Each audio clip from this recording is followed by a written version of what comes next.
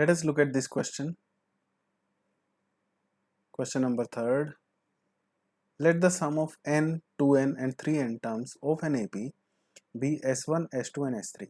So S1 is sum of n terms of an AP. So it is equal to n by 2 twice of the first term plus number of terms, which is n, minus 1 into the common difference. So what I have assumed here is that this AP has got first term as A and common difference as D.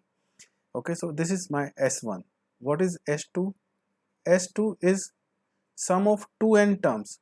So number of terms this time is 2n. So I'll write it as 2n by 2 twice of A plus 2n minus 1 into D. This is what you need to take care, that the number of terms this time is 2n. So S3 is 3n by 2, number of terms is 3n. So 2a plus 3n minus 1 into the common difference. So these are S1, S2 and S3. We need to show that S3 is equal to thrice of S2 minus S1. So first of all, let us check what is S2 minus S1. Okay. It is equal to, if I take n by 2 common, right? So n by 2 I have taken outside. What is S2? This will be, if I multiply 2 inside, it will be 4a plus 4nd minus 2d. This will be S2 and I need to subtract S1 from it. So minus 2a plus nd minus d. This is what we need to subtract. So let us write it further.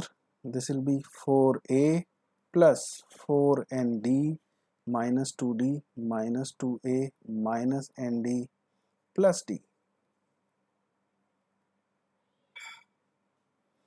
Alright, so this will be equal to n by 2. How many a's are there? 4a, 2a. So in total I have got 2a. 4nd minus nd, so that means 3nd, and minus d minus 2d minus plus d, so minus d, so 3nd minus d. So it is equal to n by 2 2a plus 3n minus 1 into d. This is S2 minus S1, right? It is equal to n by 2 plus 2a plus 3n minus 1 into d. And if you notice, what was our S3? S3 is, this is S3. This is S3, right?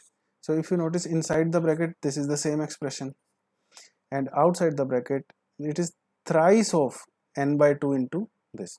So if I can write this expression here as S2 minus S1, then it will become, it will imply that S3 is equal to thrice of S2 minus S1. This is what I need to show. Okay, so this was a simple manipulation. We know the formula of sum of